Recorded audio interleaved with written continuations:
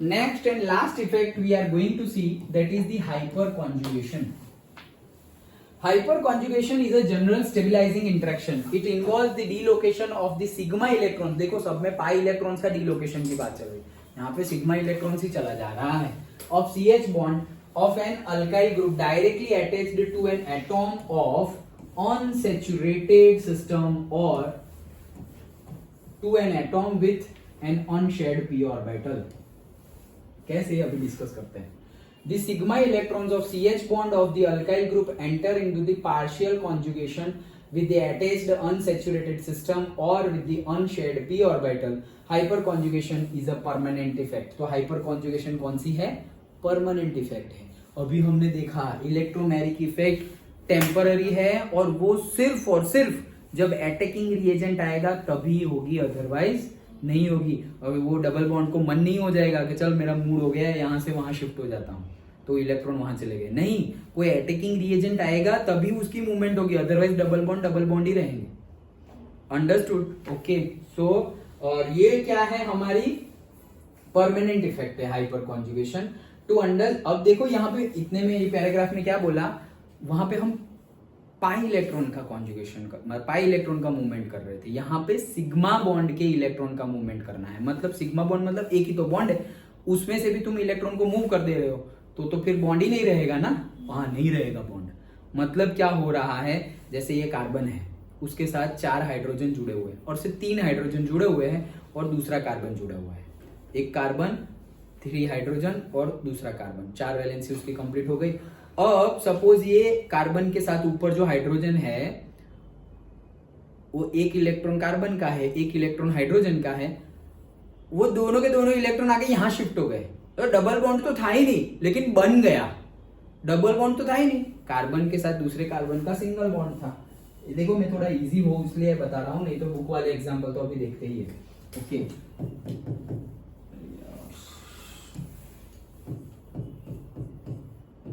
ये H है, ये H है, ये H है. मैं क्या बोल रहा हूं कि ये जो बॉन्ड है ना वो डायरेक्टली यहां शिफ्ट हो गया तो क्या हुआ, ये तो H तो गया. ओके. ये H है, यहाँ H है और ये पूरा का पूरा बॉन्ड यहाँ आ गया तो ये डबल बॉन्ड. सर लेकिन ये हाइड्रोजन का क्या, वो गया. तो ये बॉन्ड में एक इलेक्ट्रॉन किसका था, ये हाइड्रोजन का. एक इलेक्ट्रॉन ये कार्बन का था. दोनों के दोनों इलेक्ट्रॉन ये कार्बन ने ले लिए, दोनों इलेक्ट्रॉन कार्बन ने ले लिए तो ये क्या हो गया, H प्लस, उसने लूज कर दिया. लेकिन सर इसका इलेक्ट्रॉन भी इसने ले लिया तो माइनस होना चाहिए. दोनों के दोनों इलेक्ट्रॉन इसने ले लिए ना तो वो क्या हो जाएगा, माइनस हो जाएगा. तो वो हो जाएगा हमारा माइनस. अंडरस्टूड? सिंपल है. ओके. डबल बॉन्ड था ही नहीं और बन गया क्योंकि हम सिग्मा बॉन्ड की इलेक्ट्रॉन को ही तोड़ दे रहे हैं. देखो, to understand hyperconjugation effect let us take example of CH3CH2 मतलब कि इथाइल कैटायन. इथाइल कैटायन मतलब क्या है, CH3CH3 हो तो वो इथेन है. CH3CH3 C2H6 ethane. तो उसमें से एक H निकल गया, एक H क्या हो गया, निकल गया. तो ये एक H निकले तो इथाइल होता है, लेकिन कैटायन बोला है. क्या बोला है, कैटायन. तो वो प्लस है. एनायन बोलते तो क्या होता, माइनस होता. अच्छा. तो ethyl cation in which positively charged carbon atom has an empty p orbital.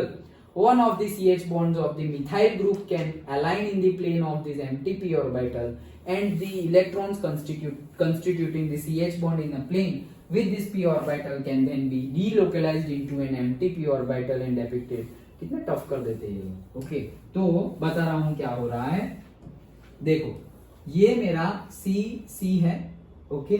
क्या है हमारा, इथाइल कैटायन मतलब CH3CH2 है. तो ये C एक H दूसरा H और ये तीसरा H. डन. और ये C एक H दूसरा H. ये गोले को H मत समझना है, ऐसा तो यहाँ छोटा गोला भी है. वो गोला क्या है, p ऑर्बिटल. ओके. सो CHHH CH3 और ये CH2 और ये p ऑर्बिटल है. डन. अब क्या हो रहा है, अब देखो यहाँ पे क्या हो रहा है. ये जो हमारा p ऑर्बिटल है और ये जो दूसरा p ऑर्बिटल है, दोनों कार्बन का ही p ऑर्बिटल है, वहां पर बॉन्डिंग क्रिएट हो रही है. क्यों? क्योंकि वो p ऑर्बिटल मतलब इलेक्ट्रॉन क्लाउड है. इलेक्ट्रॉन होंगे तो वहां जाने के चांसेस है. ओके, तो होगा क्या, कोई भी एक H बॉन्ड टूट जाएगा और वहां बॉन्ड बन जाएगा। तो सिंपली मैंने अभी वही तो बताया कि H बॉन्ड टूट गया और डबल बॉन्ड बन गया। ओके, तो वही चीज है। दिस टाइप ऑफ, यहाँ थोड़ा अच्छे से समझ में आएगा और अच्छे से, this type of overlap substitute stabilises the carbon cation, तो स्टेबलाइज कर देगा because electron density from the adjacent sigma bond helps in disappearing the positive charge. हाँ तो ठीक है, देखो यहाँ पर ये CH3CH2+, वो छोड़ो, यही है इथाइल कैटायन है ये CH3CH2+, मतलब इथाइल कैटायन।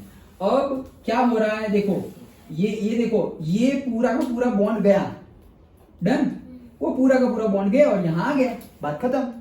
तो यहाँ डबल बॉन्ड नहीं था और डबल बॉन्ड आ गया, डबल बॉन्ड नहीं था और डबल बॉन्ड आ गया, वो बात तो सही है सर, लेकिन चार्जेस का क्या, तो ये 2 इलेक्ट्रॉन थे, वो दोनों इलेक्ट्रॉन यहां शिफ्ट हो गए, तो दोनों इलेक्ट्रॉन यहां शिफ्ट हो गए, तो सर ये कार्बन का तो 1 इलेक्ट्रॉन था और 1 इलेक्ट्रॉन है, सिर्फ एक ही एक्स्ट्रा है ना। ओके, सो ये H ने एक अपना इलेक्ट्रॉन है वो लूज कर दिया, इसलिए वो बन क्या गया, H+।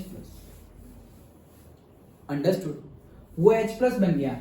और अब क्या हुआ कि ये दोनों इलेक्ट्रॉन जो आए हैं, तो एक इलेक्ट्रॉन को यहां है तो वो तो ये रहा, और ये जो दूसरा इलेक्ट्रॉन है वो यहां है, उससे पूरा ये बॉन्ड बन गया, तो ये पूरा बॉन्ड बन गया यहां। अंडरस्टूड, समझ में आया। अब ये पूरा जो बॉन्ड बन गया, तो सर ये क्या बात हुई, ये 2 इलेक्ट्रॉन थे, फिर से क्लीन, 2 इलेक्ट्रॉन और यहां पर 2 इलेक्ट्रॉन। ओके, ये जो 1 इलेक्ट्रॉन है वो यहां था, अभी भी वही है, मतलब वही कार्बन के पास है ना, तो उसका तो कोई चेंज नहीं। लेकिन ये जो दूसरा इलेक्ट्रॉन है वो यहां आया और बॉन्ड बना, तो बॉन्ड तो इसके बीच में भी बना, इसने तो कोई कार्बन दिया ही नहीं, फिर भी उसका बॉन्ड बन गया। ओके, तो उसने तो एक इलेक्ट्रॉन, ये इलेक्ट्रॉन तो ये भाई साहब ने लिया ना, तो उसका क्या होगा, 1 माइनस, उसका 1 माइनस, लेकिन वो तो ऑलरेडी प्लस था, इथाइल कैटायन था, तो एक प्लस एक माइनस न्यूट्रल हो गया और ये H+ रह गया। समझ में आया, छोटी छोटी बातें हैं लेकिन समझनी है।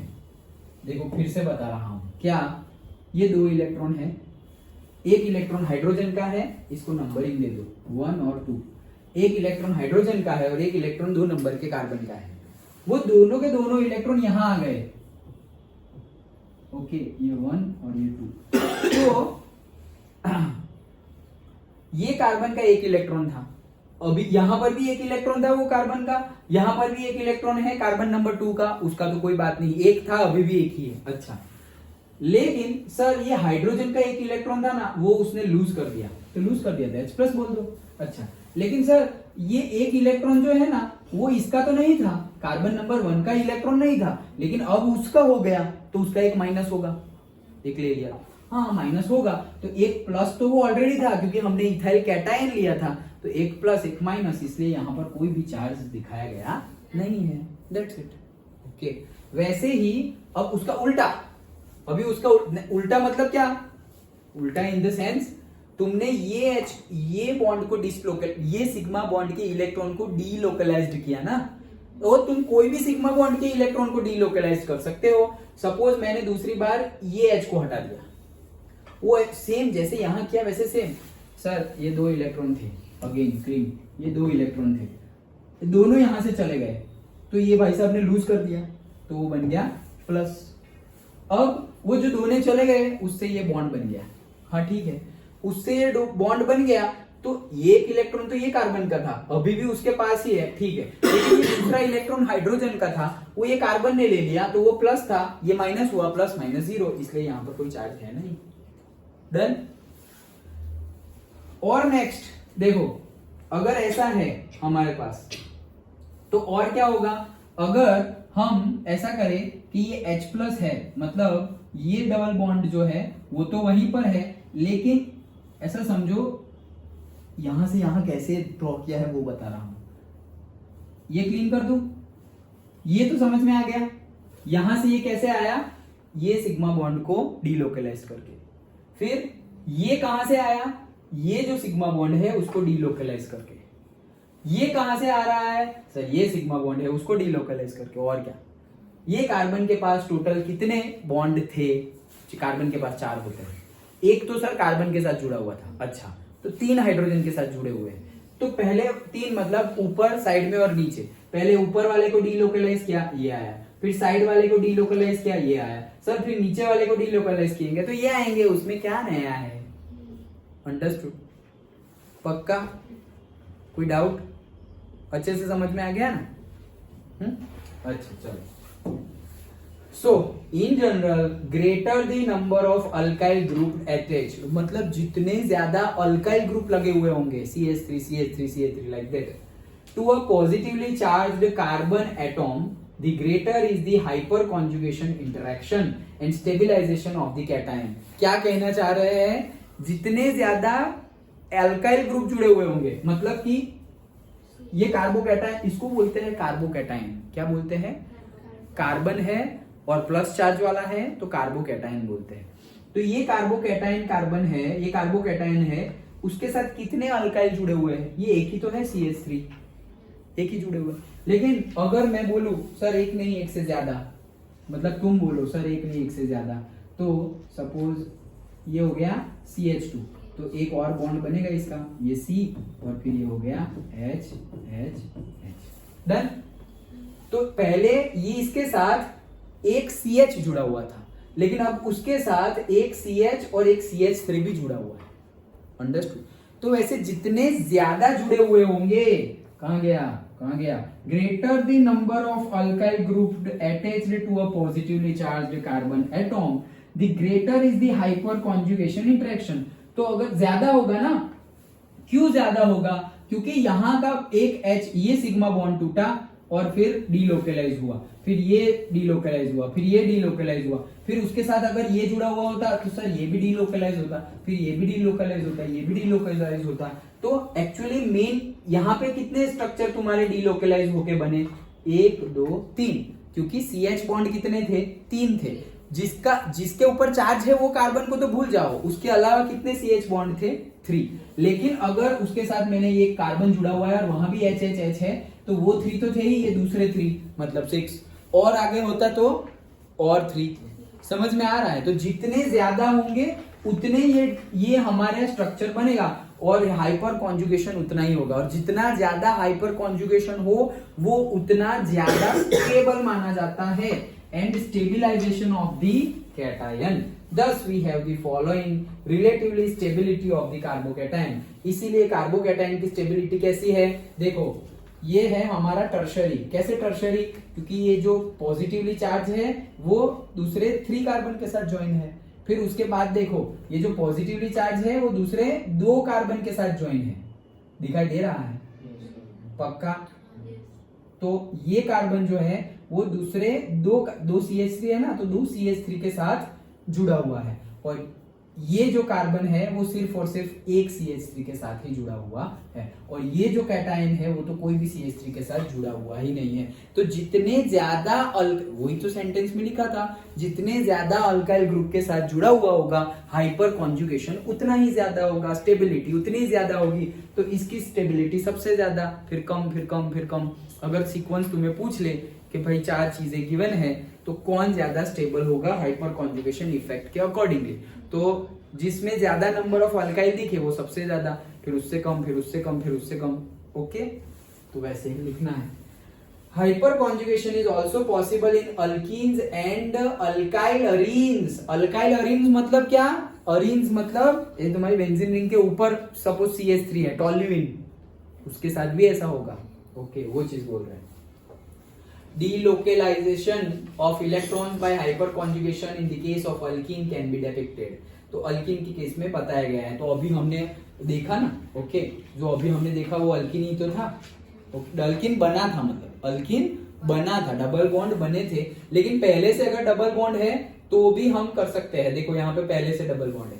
There are various ways of looking at the hyperconjugative effect. One way is to regard CH bond as possessing partial ionic character due to resonance। Okay, तो देखो अभी यहाँ पर सिंगल बॉन्ड थे, उसमें से डबल बॉन्ड बन रहे थे, यहाँ पर ऑलरेडी डबल बॉन्ड है, तो ये हमें गिवन है। क्या गिवन है? नाम बताओ जल्दी, इसका नाम बताओ।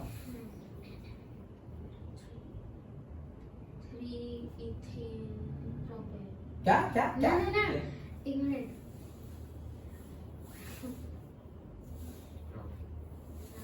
क्या? वन प्रॉप वन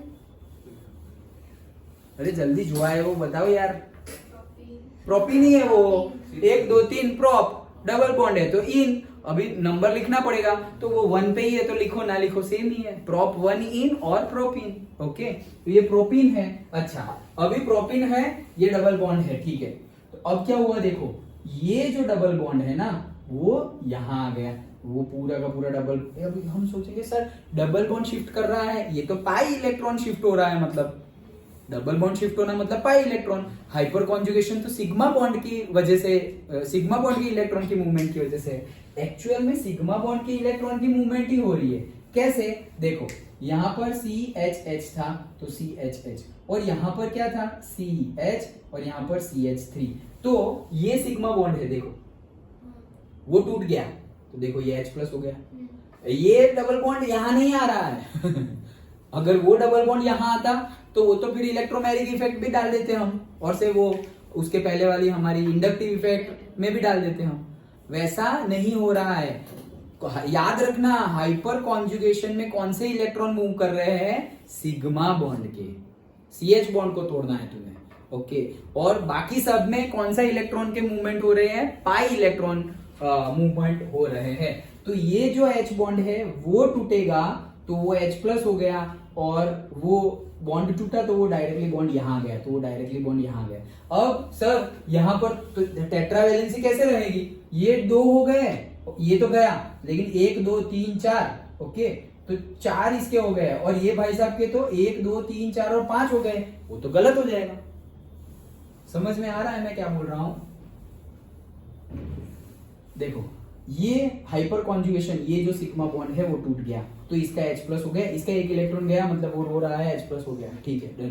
अब ये जो पूरा का पूरा बॉन्ड था वो यहां बन गया, अंडरस्टूड? वो वहां बन गया तो कार्बन के कितने हुए? अब वापस क्लीन कर दे रहा हूं, क्लीन।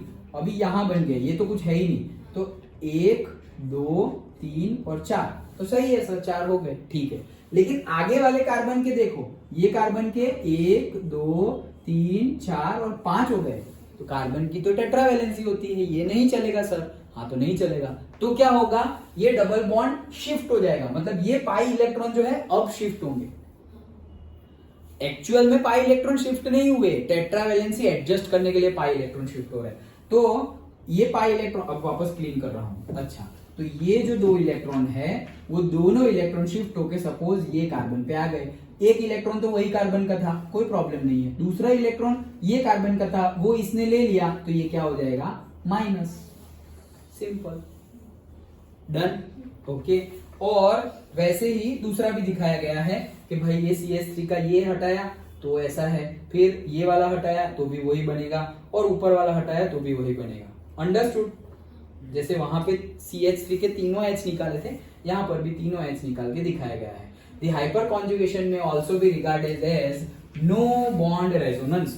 क्यों no bond resonance? क्योंकि देखो ना ये H+, लेकिन ये तो हवा में है, बॉन्ड तो है ही नहीं उसका कोई भी, तो उसको बोलते हैं नो बॉन्ड रेजोनेंस। एक मार्क में पूछा जा सकता है हाइपर कॉन्जुगेशन को क्या बोलते हैं, तो उसको बोलते नो बॉन्ड रेजोनेंस बोलते हैं। That's it, okay. तो ये था हमारा हाइपर कॉन्जुगेशन इफेक्ट। इसी के साथ हमारी चारों इफेक्ट कंप्लीट होती है, inductive effect, resonance effect, then electromagnetic effect and hyperconjugation effect. Understood? सारी की सारी अच्छे से समझ में आ गई। इंडक्टिव में तो पोलैरिटी थी, जो ज्यादा इलेक्ट्रोनेगेटिव हो चार्जेस वहां चला जाएगा और दूसरा पॉजिटिव एक नेगेटिव, डन। तो वो तो सिंपल था। रेजोनेंस में क्या हो रहा है कि जो इलेक्ट्रॉन है वो मूव कर, सब में इलेक्ट्रॉन ही मूव करते हैं भाई, तो ये जो इलेक्ट्रॉन है वो ऐसे मूव करते हैं, रेजोनेंस बनाते हैं। और रेजोनेंस बनाते हैं तो 2 तरीके से मूव करेंगे, एक सब्स्टिट्यूएंट ग्रुप जो लगा हुआ है उससे नजदीक आएंगे या उससे दूर जाएंगे। अगर सब्स्टिट्यूएंट ग्रुप से दूर जा रहे हैं तो पॉजिटिव रेजोनेंस इफेक्ट, नजदीक आ रहे हैं तो नेगेटिव रेजोनेंस इफेक्ट। फिर आती है इलेक्ट्रोमैग्नेटिक इफेक्ट। तो इलेक्ट्रोमैग्नेटिक इफेक्ट में हमने क्या देखा कि इलेक्ट्रोमैग्नेटिक इफेक्ट पाई बॉन्ड के लिए है, ओके। तो वो कब देखने को मिलती है? वो सिर्फ और सिर्फ अटैकिंग रिएजेंट हो तभी देखने को मिलती है। उसमें एक होता है पॉजिटिव, एक होता है नेगेटिव। वो कब देखने को मिलती है? जब पाई बॉन्ड हो तो, मतलब तुम्हारा अल्किन या अल्काइन होना चाहिए। अब तुम्हारा ये जो डबल बॉन्ड है वो टूटेगा, मतलब डबल बॉन्ड मतलब पाई इलेक्ट्रॉन मूव करेंगे। तो सपोज यहां भी कार्बन है, यहां भी कार्बन है, कहां मूव करेंगे? अगर अटैकिंग रिएजेंट जो कार्बन पे ज्वाइन हो रहा है वही कार्बन पे इलेक्ट्रॉन आ जाए तो उसको क्या बोलेंगे? Positive electromagnetic effect. लेकिन अटैकिंग रिएजेंट ये कार्बन पे ज्वाइन हो रहा है और ये दोनों इलेक्ट्रॉन दूसरे कार्बन पे चले जा रहे हैं तो उसको बोलेंगे नेगेटिव इलेक्ट्रोमैग्नेटिक इफेक्ट। और लास्ट में हमने देखा हाइपर कॉन्जुगेशन और हाइपर कॉन्जुगेटेड इफेक्ट। ओके, तो उसमें क्या है? उसमें पहला ये ऐसा है कि सिग्मा बॉन्ड के इलेक्ट्रॉन मूव हो रहे हैं, बाकी सब में पाई बॉन्ड के इलेक्ट्रॉन मूव हो रहे थे। ओके, बाकी सब में पाई बॉन्ड के इलेक्ट्रॉन मूव हो रहे थे। इंडक्टिव इफेक्ट में तो भाई इलेक्ट्रॉन एग्जैक्टली मूव नहीं हो रहे, सिर्फ खींच रहे हैं, इलेक्ट्रोनेगेटिविटी की वजह से खींच रहे हैं। यहां तो पूरे के पूरे मूव हो रहे हैं। ओके, सो इलेक्ट्रोमैग्नेटिक इफेक्ट और से रेजोनेंस में तो पाई इलेक्ट्रॉन मूव हो रहे थे, लेकिन हाइपर कॉन्जुगेशन में सिग्मा बॉन्ड के इलेक्ट्रॉन मूव हो रहे हैं।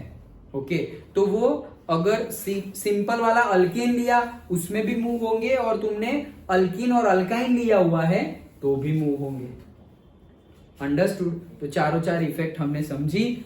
चारों चार very very very much important effect है। ओके, बहुत ज्यादा इंपॉर्टेंट इफेक्ट है, तो वो हमने कंप्लीट की। एंड नेक्स्ट क्लास में हम आगे स्टार्ट करेंगे types of organic reactions and mechanism. लेकिन ये चैप्टर यहां पर मेजरली यहां पर कंप्लीट होता है। मेजरली ये चैप्टर यहां पर कंप्लीट होता है, मतलब ऐसा नहीं कि बाकी की सारी चीजें फालतू है। फालतू नहीं है, नहीं तो निकाल देते बुक में से। ओके, लेकिन कंपेयर टू अगर 2 पार्ट कर दे, हम यहां से 2 पार्ट कर दे तो पहले पार्ट बहुत ज्यादा यूजफुल है आगे के 11th के लिए भी, आगे के 12th के लिए भी। ये अब इसके बाद वाला जो पार्ट है वो ये चैप्टर में आएगा, उसके बाद भूल जाओगे तो चलेगा। इसके बाद वाला जो पार्ट है, अब हम जो चैप्टर में आगे का पार्ट समझेंगे वो सब डिस्टिलेशन प्रोसेस ये वो, तो वो हम पढ़ेंगे, समझेंगे, एग्जाम में लिखेंगे। लेकिन उसके बाद आगे का अगर तुम भूल गए तो चलेगा, लेकिन अभी जो हमने पढ़ा ये सारी इफेक्ट अगर तुम भूल गए तो नहीं चलेगा। वो दूसरे चैप्टर्स में मैं बोलूंगा कि हाइपर कॉन्जुगेशन इफेक्ट है, इंडक्टिव इफेक्ट है, 12th में भी उसका यूज आएगा। लेकिन यहां से जो आगे के जो कंटेंट है हमारा, ये क्रिस्टलाइजेशन, सब्लिमेशन, डिस्टिलेशन और डिफरेंट एलिमेंट्स के बारे में भी गिवन है, क्रोमेटोग्राफी, डिफरेंशियल एक्सट्रैक्शन, वो सब चीजें गिवन है। तो वो सब चीजें पढ़ो, समझो, इजी है। लेकिन फिर ये चैप्टर के बाद एग्जाम के बाद तुम भूल भी गए तो चलेगा, क्योंकि वो है ही वैसा। ओके, लेकिन अब तक जो हमने पढ़ा that was the main heart of the chapter of organic chemistry. Okay, अच्छे से समझ में आया? वो IUPAC का वीडियो देख लेना। ओके, टोटल 3 वीडियोज है, उसमें से पहला वीडियो ना देखोगे तो चलेगा क्योंकि वो हमने डिस्कस कर लिया है। दूसरा और तीसरा देख लेना। ओके।